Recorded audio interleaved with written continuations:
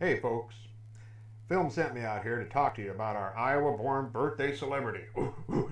As it turns out, we have one who is amongst us right now, an individual of stature, of fame, and ultimately power. If you haven't guessed it, yep, it's me, the Monkey of Power. I was born in the deepest, darkest jungles of Tama, Iowa on October 23rd, 1952. I had a happy, normal monkey family life. Average pop, average mom, average life in every way. But that wasn't the last. No, it wasn't. When I was knee-high to a grasshopper's thigh, my little happy monkey existence was shattered. One day, my pop and mom and I were picking bananas down by the Iowa River when a passel of big monkey hunters snuck up on us, threw us big monkey nets over our heads, and wished us off to monkey captivity. After due processing and much tumult with Pop, he wasn't taking things too well. My poor monkey family was split up. Pop went to some circus in the Urals. Mom ended up as a test subject at a cosmetics plant. And me, I was cute enough, cuddly enough, and carted off to Hollywood to be sanded and primed and trained to make gorilla pictures. And there were a lot of them in those days. My trainer was none other than that great monkey handler, Bobo Lupus. Under Bobo's tutelage, I was raised and schooled in the ways of grunting and picking fleas on cue and carrying women about on my shoulder. Bobo treated me like family, and I loved him very much. I appeared in a number of Monkey Man, Strongman films throughout those last days of the 50s. Usually not the star ape, just an extra ape in the crowd of other apes. But it was work, and Bobo and I got on marvelously. But one fateful shoot, it all went bust. I was eating my lunch on the set of a Tarzan picture when Tarzan went berserk behind the jungle set and busted things up pretty good. Now Tarzan, being the kind of man he really is, blamed me for the damage, and I, having no real defense, was banished from the set. News spread quickly, and both I and Bobo were persona non grata, dirt, if you will. From then on, we were banned from the picture business for good. Likewise, there was no TV work, no commercials, no magazine ads, no nothing. The injustice of it all.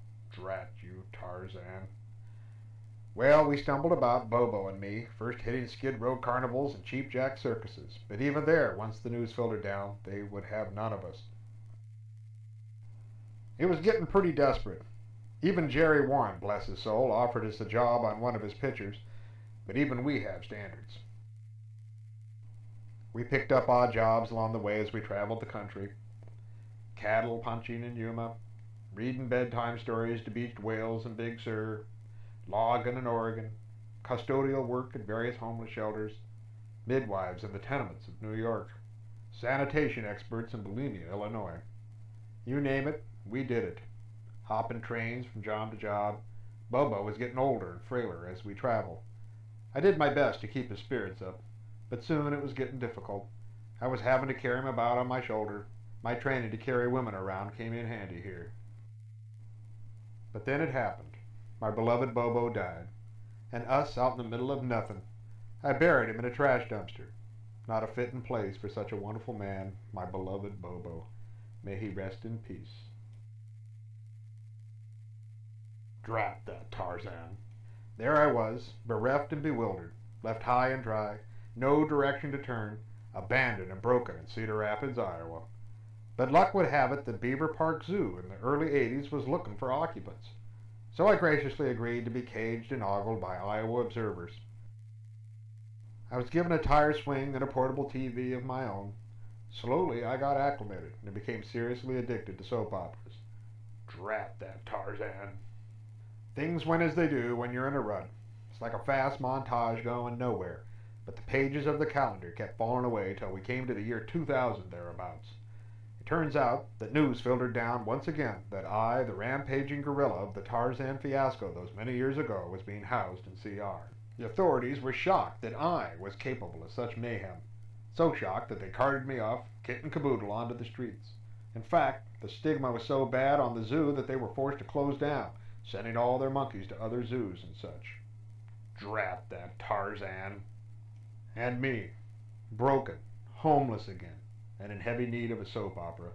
I was growing too old to work or to ride the rails. Drat that Tarzan.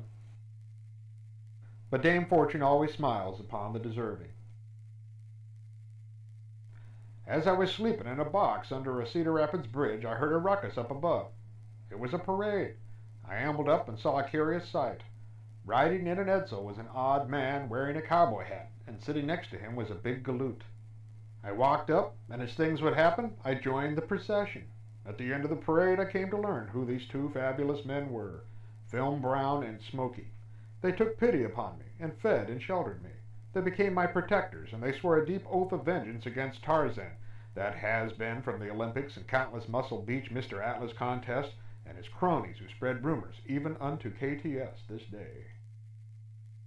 Today, I, the Monkey of Power, sub for Film when he's too lazy to do the show, appear at parades and dances. So let's hear it from me, the Monkey of Power, born on October 23rd, 1952 in the jungles of Tama, Iowa. And one last thing, Tarzan, I'm looking for you, buddy. You want a piece of this?